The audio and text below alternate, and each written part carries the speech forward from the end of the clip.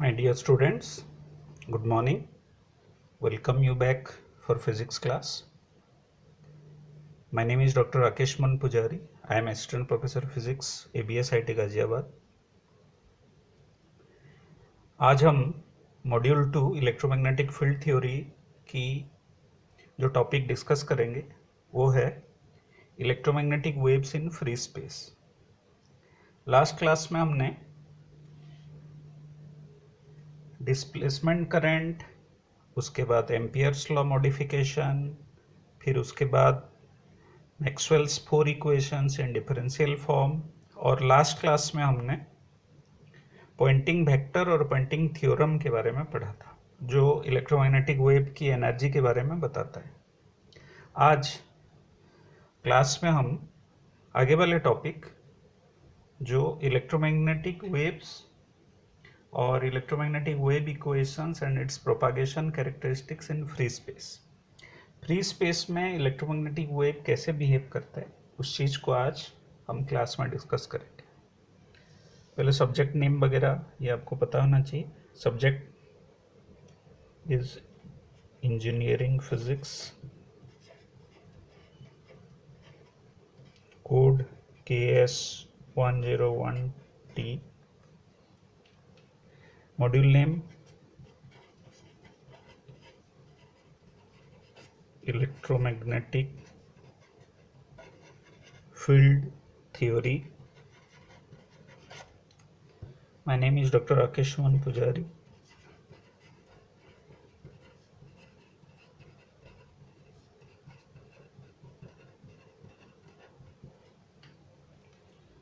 जो टॉपिक आज डिस्कस करेंगे वो है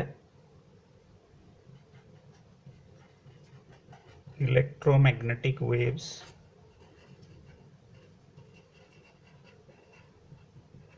इन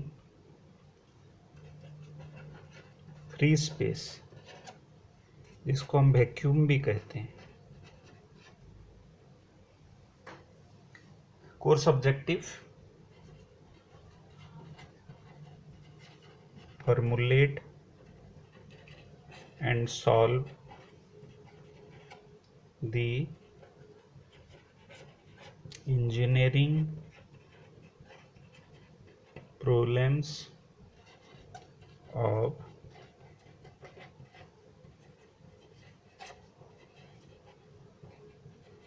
electromagnetism and इलेक्ट्रोमैग्नेटिक फील्ड. आज जो टॉपिक आज डिस्कस करेंगे वो पहले हेडिंग में लिख लेते हैं.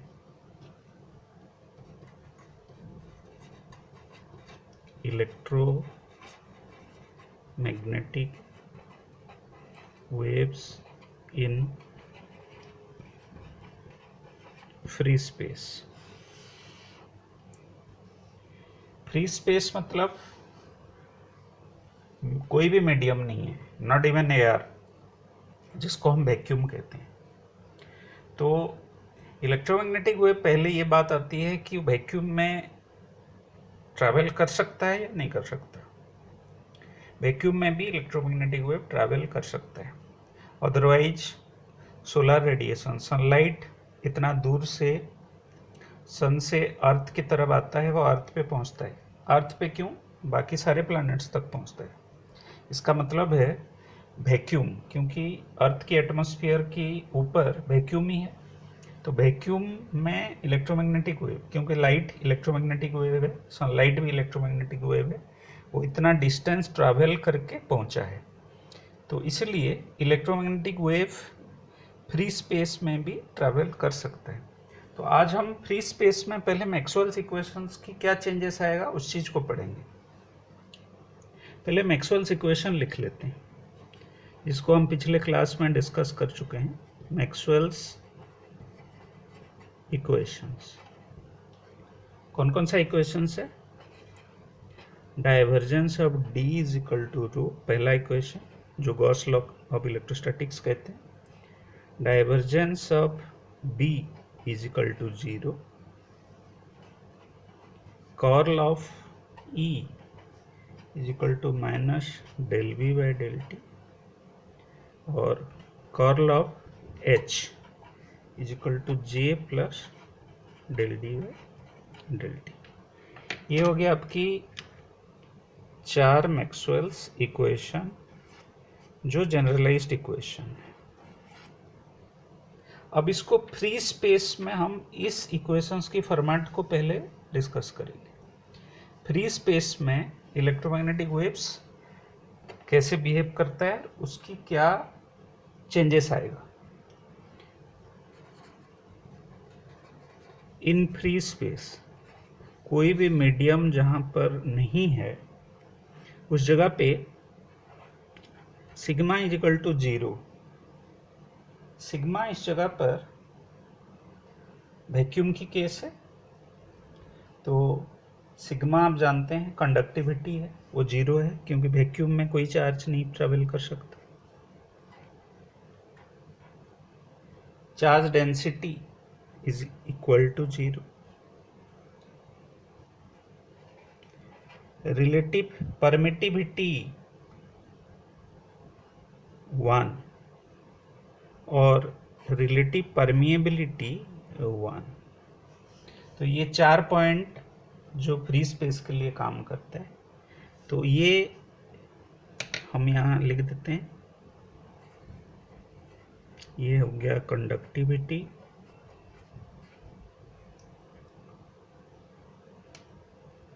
रो हो गया charge density,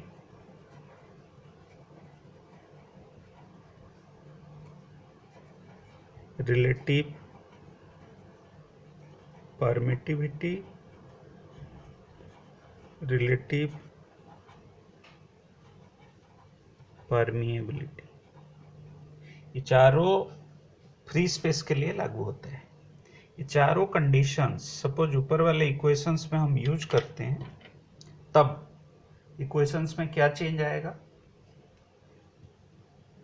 current density J आप जानते हैं, conductivity multiplied with electric field होता है सिग्मा ई।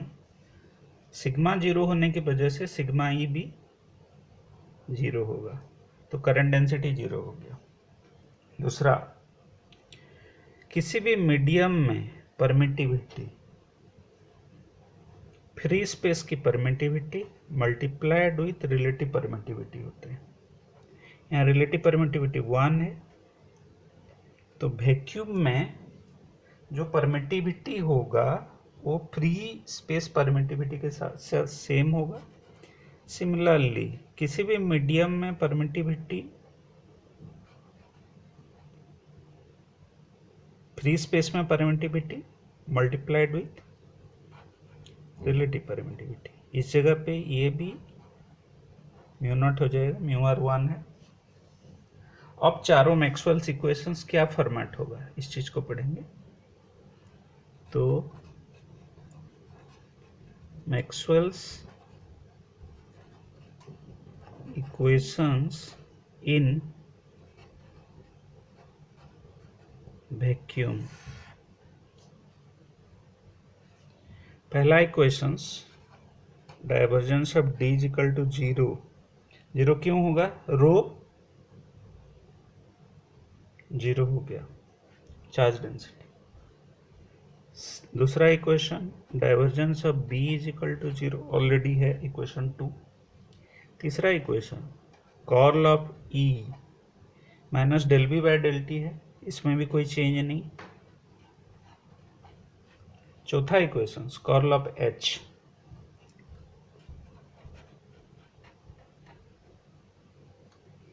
इसमें J 0 हो जाएगा, हमने डिराइव कर लिया है।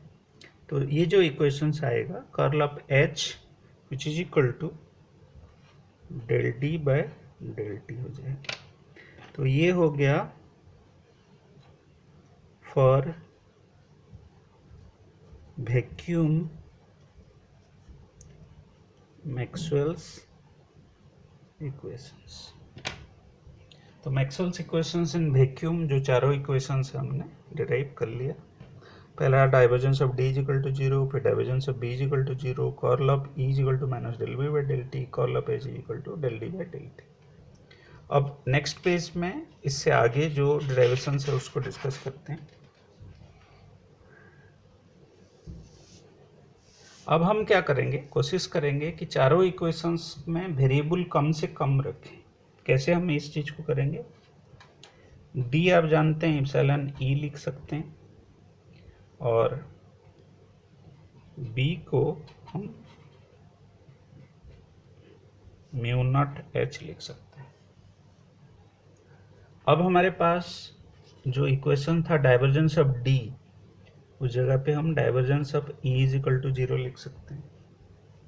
Divergence of B is equal to 0 था, उसको हम divergence of H is equal to 0 लिख सकते हैं, क्योंकि म्यू नॉट डिवाइड होके 0 हो गया।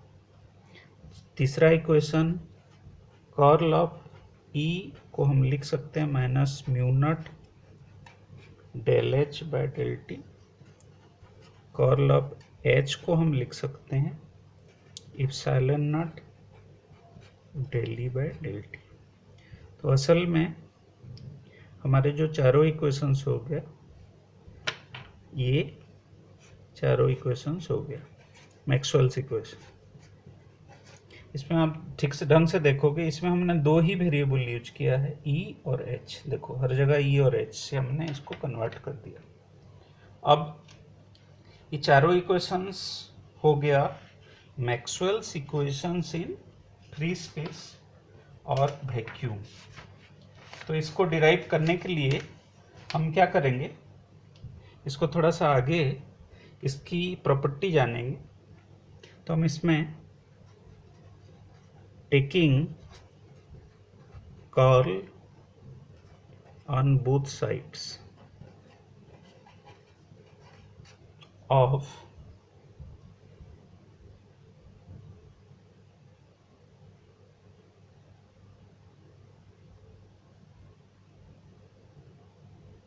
third equation,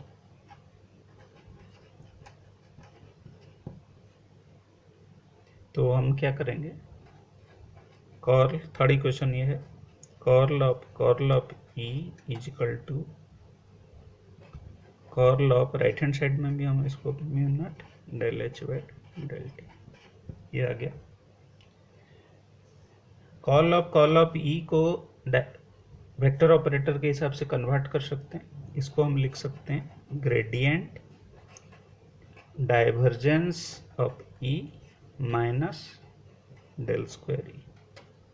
ये हो गया आपकी, इसको कन्वर्ट कर सकते हैं। राइट हैंड साइड में कांस्टेंट है म्यू नॉट बाहर आ जाएगा और curl of del H by del T हो जाएगा। ये आपको याद रखना है, ये ऐसे कन्वर्ट कर सकते हैं। फिर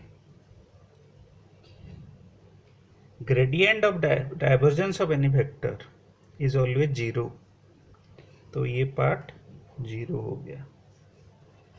तो नेक्स्ट इक्वेशन जो बनेगा माइनस डेल स्क्वायर ई इस तरफ बचा और राइट हैंड साइड में minus mu naught del by del t को बाहर ले लेते हैं,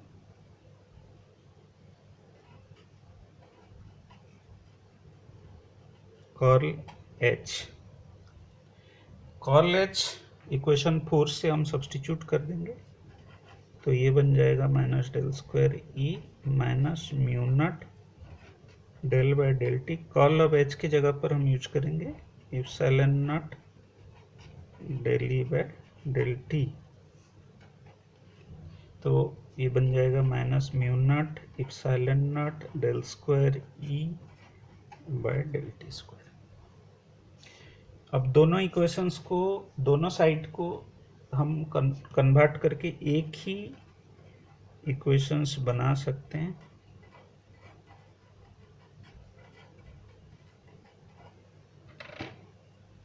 इसको हम कहते हैं वेव इक्वेशन, एक सेकेंड ऑर्डर डिफरेंशियल इक्वेशन है।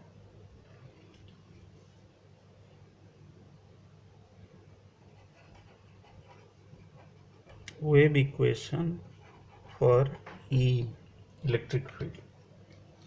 तो हमने क्या किया, इक्वेशन 3 से शुरू किया, कर्ल ऑपरेट किया, फिर इसको कन्वर्ट किया और हमें इक्वेशन 4 को सब्स्टिट्यूट कर दिया और हमें ये वैल्यू मिल गया, इक्वेशन फॉर ई, जिसको वेव इक्वेशंस कहते हैं। Similarly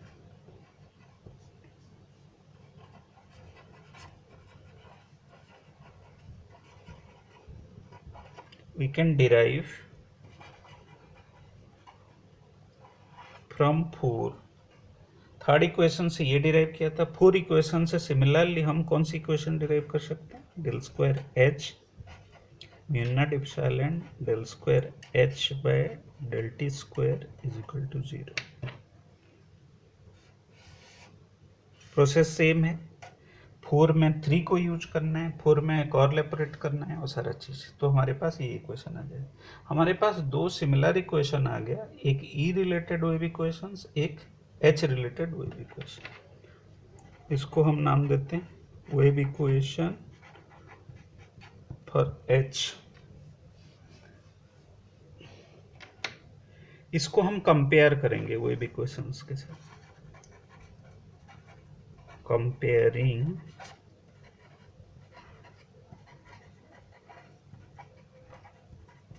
with wave equation del square psi is equal to 1 by v square del square psi by del t square। इसमें v है वेलोसिटी ऑफ वेव। इसके साथ हम कंपेयर करेंगे तो एक स्टैंडर्ड वेव इक्वेशन जो होता है ये होता है, तो सिमिलर है। तो कंपेयरिंग, इसको सपोज ए, इसको बी देते हैं, इसको सी देते हैं,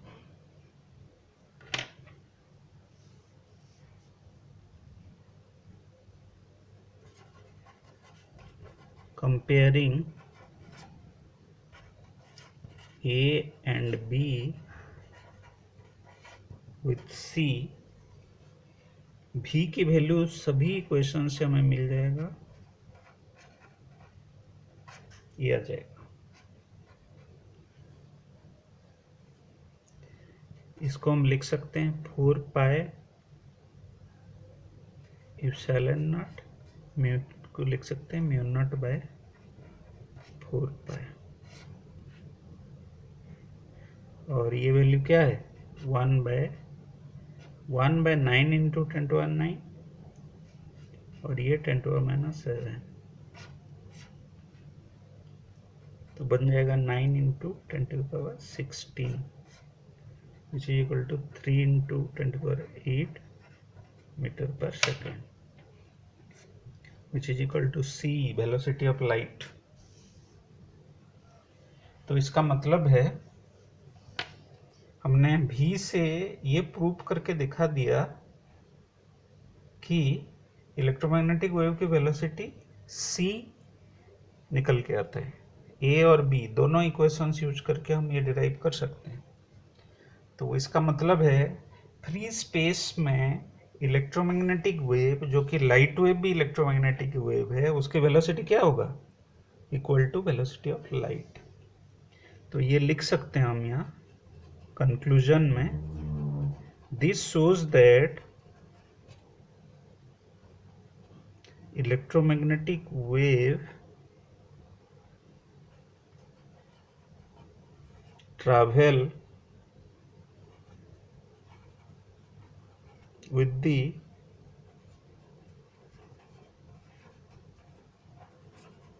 speed of light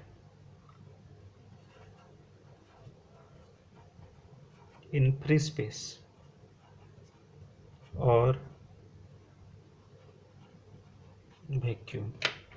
ये है इसकी कंक्लूजन।